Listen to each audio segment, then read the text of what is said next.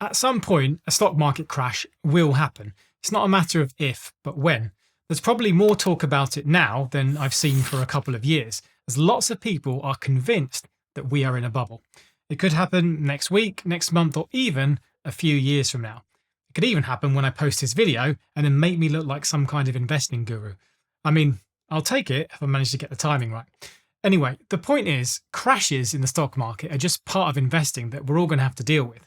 And how we act and what we do during a stock market crash could have a huge impact on how much money we end up with. So with that said, here's 3 key things that I think every investor needs to focus on. And these are important whether you're just about to start out or you've been doing this for more decades than I have. But you don't know where the next 1,000 is going to be. It could be down, could be up. Nobody does. And it's futile to try and guess it. Okay, imagine this scenario for a moment.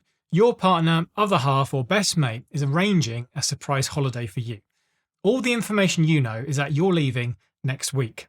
You don't know where you're going or what you'll be doing, and you don't even know how long you'll be going for. It could be anything from a short weekend city break to a couple of weeks on safari. Now, how would you start to plan or pack for a trip like this? You might first try and be a bit clever about it. You could say to yourself, well, my partner loves beach holidays and we've only ever been on those kinds together. I know they don't like to be cold, so it's probably going to be somewhere warm, maybe somewhere tropical, so I best start packing lots of shorts and t-shirts, including my snorkel. You could even be way more sneaky and do lots of investigating and lots of research, as this is always what investors are told to do. You could look over their shoulder and see if you can see any emails from holiday companies. You could check your shared bank account to see what airline you could be traveling on. You could even hack into their phone. Okay, maybe not that far, but you get the point. You could try and spend all the time you want to make a guess before you start packing. Either way, you have to make a decision. Are you going to pack all of your summer clothes and beach shorts with a couple of jumpers? Or will you decide that this could actually be a ski trip, so you better make sure you bring your thermals and your gloves? It's a difficult decision, as you know that if you get it wrong, you could end up looking a bit like this, or maybe a bit like this. Take your pick. It's your decision to make. Now, investing is a bit like this. We basically get asked to pack our bags so that we're ready for the future. We know that if we get it right, we could end up having a great time, make lots of money and retire early, or achieve whatever other goals we have. We also know that if we get it wrong, we could end up losing everything if we're not prepared. I don't think we'd survive a ski trip very long with a pair of Hawaiian shorts. I reckon an air ambulance would probably have to come and get us pretty quickly. Now, there are plenty of people out there who will be utterly convinced that their partner has booked them a 2-week all-inclusive holiday at their favourite resort. No question about it. So they just pack exactly what they think they'll need. All shorts, t-shirts, and even some dress pants for the evening. However, even in this perfect scenario, plenty of things can go wrong. At your destination, you could have a cold snap with some freak flooding, or maybe even some snow. Your luggage could get lost along the way, your coach transfer gets delayed, or even your hotel burns down before you even arrive. No matter what you think is right and how well you prepare, there can always be something outside of your control. And this is exactly why, with investing and anything else, it's important to remember that nobody knows the future. After the 2008 global financial crash, Jeremy Grantham, a very famous investor, proclaimed that the S&P 500 would be dead money for a decade. From 2009 until 2020, and arguably up until today, the market went on one of its longest and strongest bull runs, compounding many times over. In 1997, Microsoft CTO at the time, Nathan Myhrvold, said that Apple, the computer company, is already dead. It ended up becoming the world's most valuable company and remains a giant today. And finally, the president of Michigan Savings Bank advised against investing into Ford Motor Company back in 1903. He said, "The horse is here to stay, but the automobile is only a novelty fad."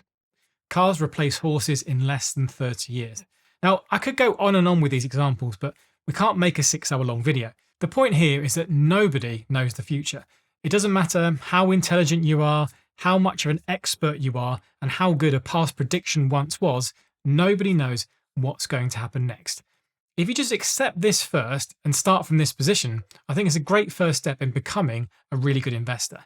And this leads us onto what I think is probably the single most important lesson. So I believe 98 or 99%, maybe more than 99% of people who invest should extensively diversify. So if we can't know the future and we don't know exactly where we're going on this surprise holiday, what are we supposed to do? We don't want to do nothing, and we certainly don't want to miss out on a free holiday, so we better think fast. The most important lesson for investors, I think, is this one. Stay well diversified and own lots of different kinds of investments. It sounds simple, but what does it actually mean in practice? If it was so easy to do, then surely everyone would do it. In the example of the holiday, it would mean packing a suitcase that gives you lots of options. So you'd have some beach shorts, swimming trunks, t-shirts, jumpers, a coat, and maybe even a couple of layers of waterproofs as well. Now, it might mean that you don't have space to bring all of your different outfits, and you have to wear the same swimming trunks a couple of days in a row. But in the event that things go wrong, you can still enjoy your holiday pretty much whatever happens. And for investors, it's exactly the same principles. When we invest, we're basically trying to plan for a future holiday without knowing any details of it. We can do all of the research in the world, but we still have to accept that the future is completely unknowable and anything can happen. I'd even say that investing is even more complicated than just planning for a holiday, as there's so even more things to consider. But think of this for a second. How do you choose what you invest in? What companies do you think are the best ones? How would you go about doing your research? How do you then decide how much to invest or even when to invest? There's so many things to think about. Also, there are a few facts worth thinking about too. Most companies that have ever existed either fail, go bankrupt, or get acquired in their lives. Also, most of the companies that have ever existed on the stock market that sold their shares to the public, like you and me, actually performed really badly in the long term. How would you decide to invest if you found out that between 1990 and 2018, just 1.3% of all companies contributed to all of the net gains of the market? Not so easy now, is it? And no wonder most people see investing as gambling. So here's where diversification really comes into play. All this means is that when you invest, you ideally want to own lots of different companies and also lots of different things as well. These could be big companies based in the US, smaller companies based in the UK, and even companies based far away from home, like in China or parts of Africa. You could buy tech companies, healthcare companies, oil and gas companies, and even defense companies. There's basically so much to choose from. The point is, by owning lots of different things, you reduce your level of risk, as during a stock market crash, there's every chance that a whole sector and many companies could end up going bust. Imagine for a second that you start investing when Nokia was all the rage. You think it must be a good company to invest in as everyone's buying their phones. Well, this might have done well for a few years, but then, as we know, Apple came along and knocked everyone off completely. Also, just think, without a stock market crash, plenty of companies still fail and do very badly. It's just that if we have a stock market crash, things will probably get a lot worse than you realise. Now, generally, investors get diversified by choosing to buy something like an index fund. The most popular one that many of you will know will be the S&P 500.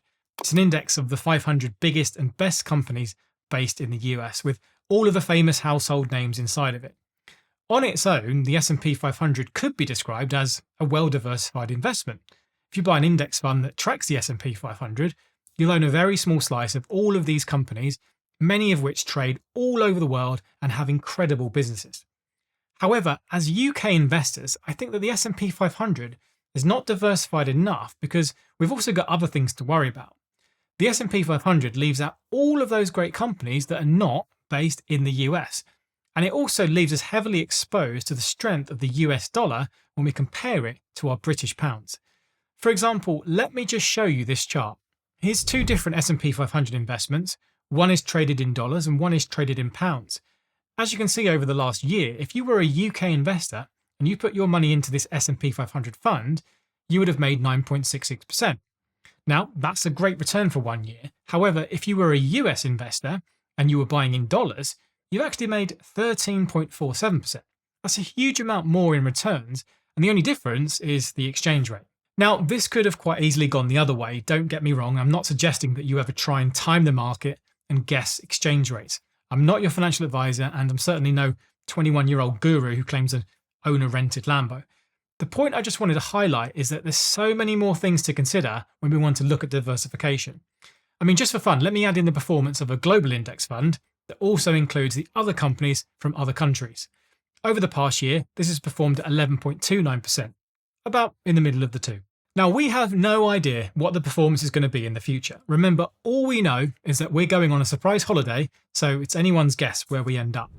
I kind of think about the S&P 500 like an almost complete wardrobe with most of the key essentials that you'd probably be perfectly fine with if you packed them all in a suitcase.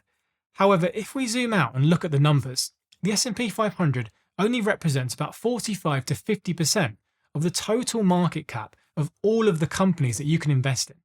So, for me at least, I think that I prefer to own all of the market or just a bit more than just the S&P 500, as for all I know, the best companies over the next few decades could be ones that are based outside of the US. Going back to the holiday example, I feel like having a global investing approach is basically like having a suitcase filled with not only all different types of clothes, but also some more niche things too, like having a set of skis, a bobble hat, some hiking poles, and maybe even some walking boots.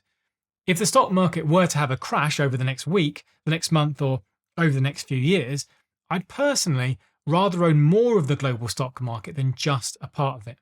Ultimately, I want to protect as much of my investment as possible so that I can stay in this thing for the long term, which is really what this is all about. You can quite easily go all in on one stock if you really want to, but one bad market crash could be enough to take it down or take it out completely. By owning everything and being well diversified, we put ourselves in a much better place. Every time the market drops 5%, my social media and my blog light up with people who are in a panic and should I sell now? Should I step to the sidelines? Okay, this final point is really important, as even if you are really prepared and the stock market crash does happen, you can still find yourself making some really bad decisions that force you to sell out at just the wrong moment. Now, there's a saying that says you should only invest what you can afford to lose, but this makes no sense to me, and I think this only applies if you're gambling in the short term. For me, the saying should be you should only invest what you can put away for a long time. Any money you choose to invest today should really be used with the expectation that you aren't going to need to use it for at least a few years. Ideally, we'd be talking decades. Now, in order to do this, you actually do need to not need the money right now. And it might seem really basic, but if you lost your job or you had a sudden expense, you don't really want to be reaching for your investments. Selling your investments as the economy gets bad or you lose your job is typically going to be selling when the market is very low and not in a good place. This is why it's so important to have the basics right, like an emergency fund, even before you invest.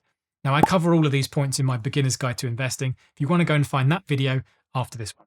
Now, the key thing to say here is that so many people react badly when it comes to a stock market crash, and they make the worst decisions based on what they see. There's a good story that I've told many times before that compares the value of your investments to the value of your house. Now imagine that every single day, a guy comes up to your house and gives you a price to buy it that day, there and then. Some days he's in a great mood and is offering you a price that even you think is a bit too much. This offer makes you feel pretty good about yourself, and you even make you spend more money on dinner that night. Now, a week later, he comes back and his offer is much lower. He's in a really bad mood and he continues for the next few months. Eventually, the offer gets lower and lower, and you now start to really worry about what your house is worth. And you even start to question if you should just sell it all now and cut your losses. Now, in this scenario, nothing else changed in your life. Your job is fine, the house is fine, and the economy is fine. All that's changed is the price that gets offered. But the problem is that knowing this price has affected your mentality a lot. You now feel poorer and even start cutting back your spending elsewhere. A lot of people at the same point give in, sell everything, and maybe never come back to owning an investment again. They just can't handle that volatility.